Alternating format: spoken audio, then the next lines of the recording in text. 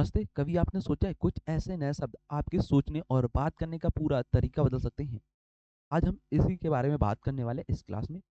कैसे आप नए वर्ड को सीख सकते हैं और अपने सोचने और समझने के तरीका को बदल सकते हैं।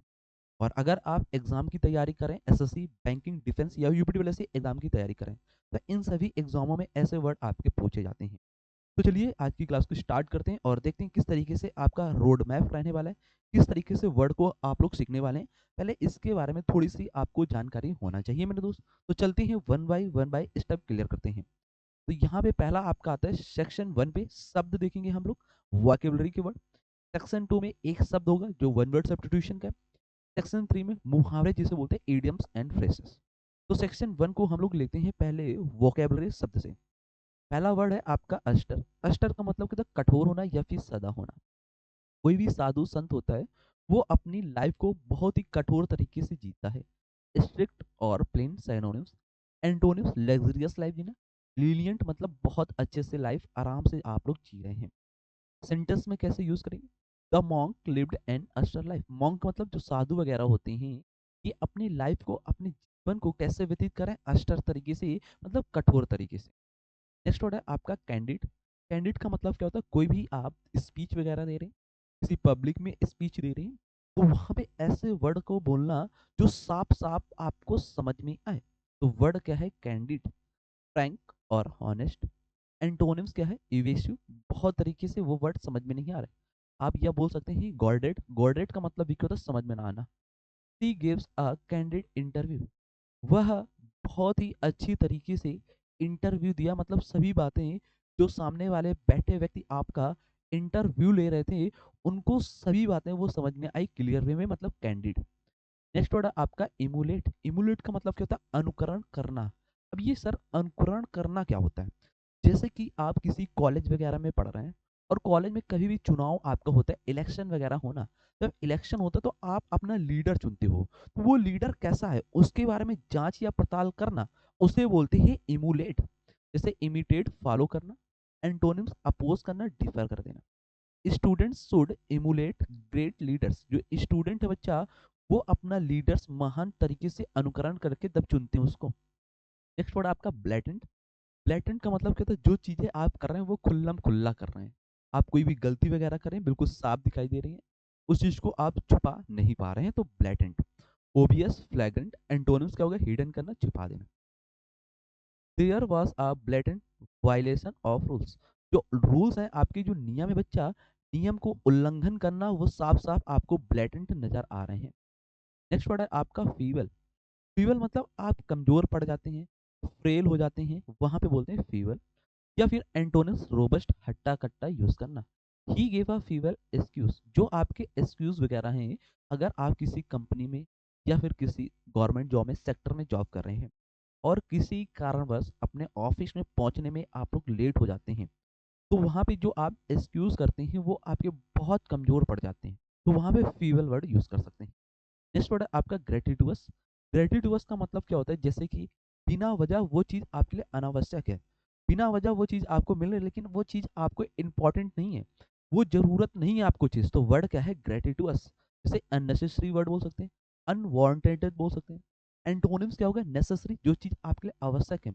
यही भी एक वर्ड याद रखना बच्चा, मैंडेटरी हो गया, ऑब्लिगेटरी आप लोग ध्यान रखेंगे।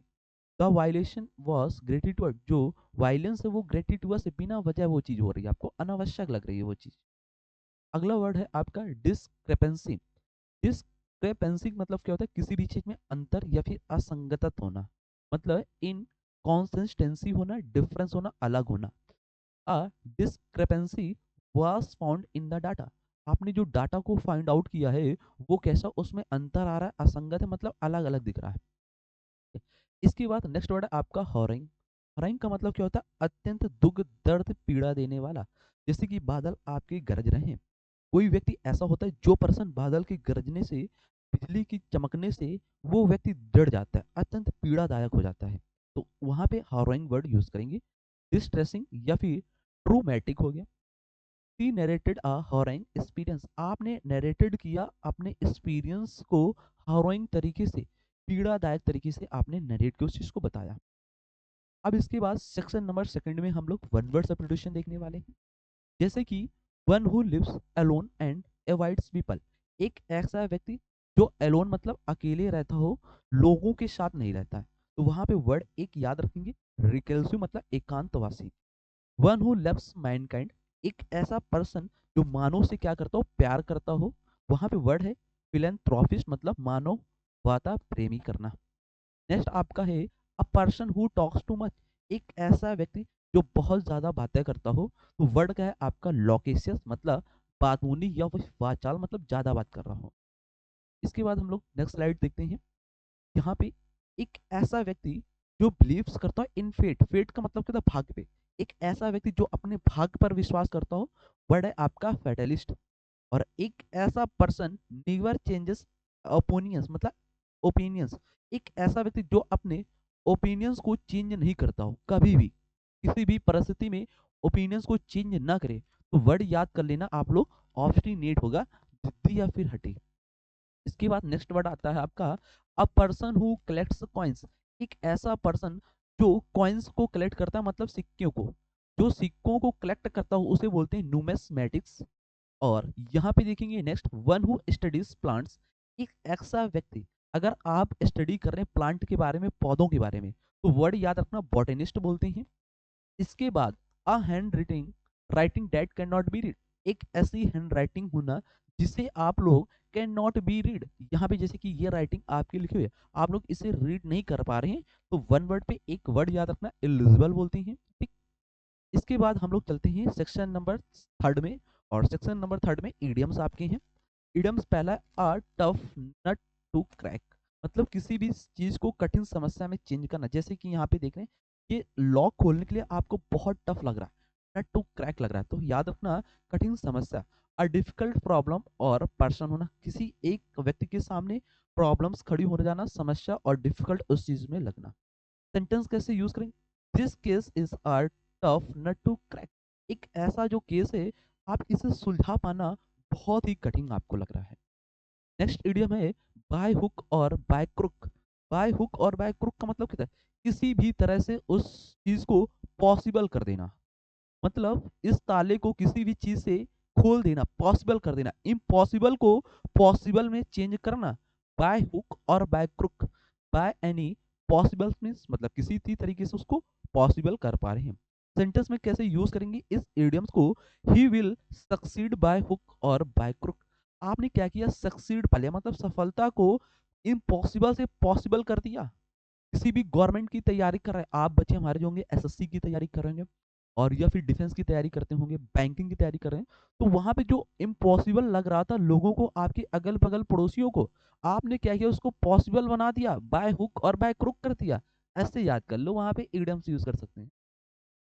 नेक्स्ट आता है आपका ऑन द सेम पेज, एक ही मत पर होना, सभी लोग का एक ही पेज पर नजर डालना। The team is finally on the same page, जो आपकी टीम है वो एक पेज पर नजर डाल रही है। फेस द म्यूजिक का मतलब क्या, परिणाम भुगतना। आप किसी भी चीज को स्पीच देने जा रहे हैं, आपको म्यूजिक नहीं आता, लेकिन आपको आप कहा गया तो उस चीज को करना पड़ेगा। आपने क्या किया, उस चीज को फेस किया, फेस द म्यूजिक परिणाम भुगतना। ही must face the music for his action. Next आता है आपका इन द लॉन्ग रन, लंबे समय में। इन द लॉन्ग रन, जैसे कि यहाँ पे आप लोग देख रहे हैं, कैसे इमेज के द्वारा आपको समझाया जा रहा है, इन द लॉन्ग रन जाना, लंबे समय में, eventually over a long period time होना। इसके बाद आता है एक बार क्विक रिवीजन लेंगे। अस्टर मतलब कठोर, ब्लेटेंट मतलब खुल्लम खुल्ला, कैंडिड साफ साफ बोलना, डिस्क्रेपेंसी मतलब अंतर या फिर असंगत, इमुलेट मतलब अनुकरण करना, जांच करना, फीवेल कमजोर पड़ना, ग्रेटिट्यूअस बिना वजह अनावश्यक होना, हरिंग मतलब अत्यंत पीड़ादायक होना। इसके बाद आते हैं वन वर्ड, फेटलिस्ट भागवादी, लोकेशियस बातूनी, इलिजिबल अपटनी, रिकल्सिव एकांतवासी अकेले रहता हूँ, न्यूमिस्मेटिक मुद्रा शास्त्री, फिलेंथ्रोपिस्ट परोपकारी, ऑब्स्टिनेट जिद्दी होना, बॉटनिस्ट वनस्पति विज्ञान, बाय हुक और बाय क्रुक किसी भी तरह से उस चीज को करना, ऑन द सेम पेज एक ही मत पर होना, फेस द म्यूजिक परिणाम भुगतना, a tough nut to crack मतलब कठिन समस्या होना, इन द लॉन्ग रन मतलब लंबे समय में होना। हाँ, तो कैसा लगा ये आपको रिवीजन, एक बार स्टोरी के माध्यम से आप लोग समझेंगे।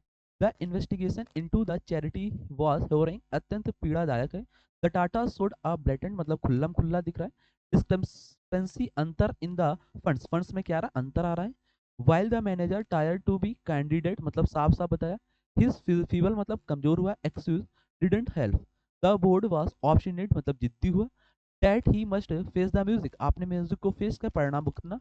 इन द लॉन्ग रन मतलब लंबे समय में। The organisation decided to emulate करना, अनुकरण करना उस चीज को, ठीक है। और अस्टर तरीके से मतलब कठोर तरीके से पॉलिसीज को। तो ये आपकी स्टोरी विद तो डेली नॉलेज कैप्सूल कंप्लीट आपको मिला। और pick one word for today list and use it a conversation before note. आप लोग इस लिस्ट से एक वर्ड को उठाएंगे और यूज करेंगे टुडे कन्वर्सेशन में, और फिर बताना कैसी लगी क्लास। तो क्लास कैसी लगी दोस्त, इसके बारे में आप लोग कमेंट करेंगे। और वीडियो को लाइक कर देना। पहली बार चैनल पे आए तो चैनल पे आप लोग सब्सक्राइब कर लेना, बेल आइकन प्रेस कर लेना।